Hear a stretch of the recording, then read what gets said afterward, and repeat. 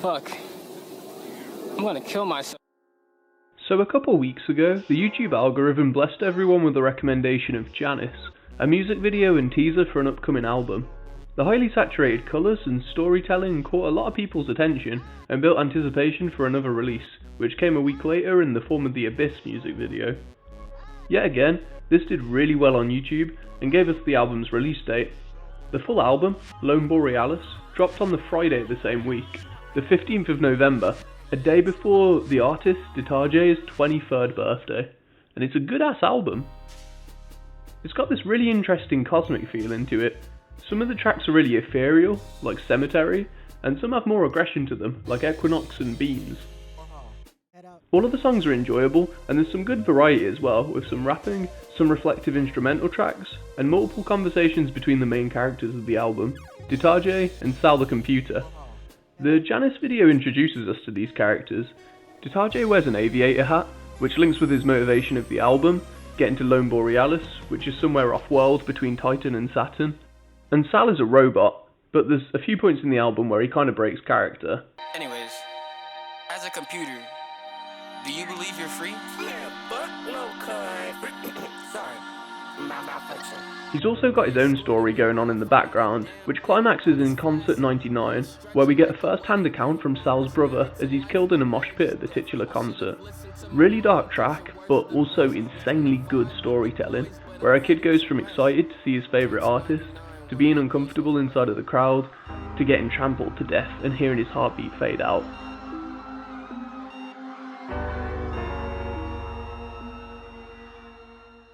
The thing with Lone Borealis is that no one seems to be able to talk about it as its own thing. People can't seem to separate it from its influences, particularly Tyler the Creator.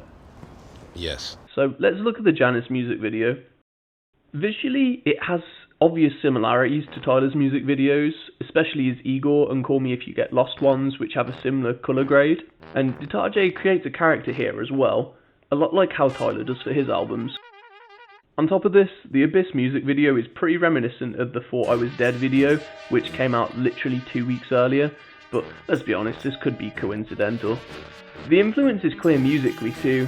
detahjae calls it out himself on the last track, and it's pretty obvious on a lot of the other songs, like just listen to Equinox and Jamba side by side. My beauty is the fucking pageant. Girlfriend hates the fact that I'm watching porn on my fucking tablet. Tried to grow me out the habit. Papa ain't call even though he saw me on TV, it's all good. But that doesn't mean that every track is a riff on Tyler's discography. In fact, my personal favourites are the ones where detahjae is doing his own thing. I Thought We Were Just Friends is really good, and I really enjoy the sudden switch to breakcore. And my favourite song on the album is probably Girlfriend, just because of how well written it is. The album ends before the story does, with the characters taking off for Lone Borealis, so I'm already waiting for a sequel. There's a lot of unanswered questions as well, like who is Rachel? She's mentioned at the end of Macaroni. You know what? Rachel. Fuck it. Like, is she Space Princess, Sal's mom, or some completely other character? The album's really good, I really liked it, but I got other questions as well, like, who is detahjae, and where did this guy come from? So this is where I had to do some searching. This is a debut album, so I didn't know how much information there was going to be about this guy, but there's actually bits scattered all over the internet. On his YouTube channel, there's a few singles that date back as far as 2018 with Snapple. A lot of them have traces of what Lone Borealis would be like as well, which is cool to hear. But the main thing was a Twitter account with a very interesting bio.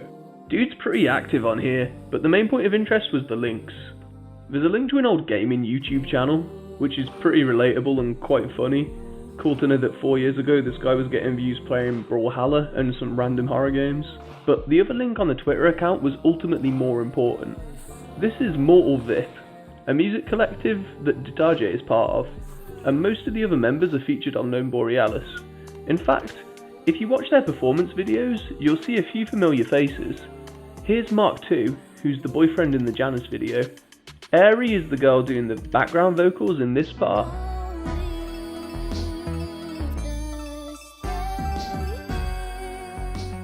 And I'm pretty sure this is Janae, who plays Janice.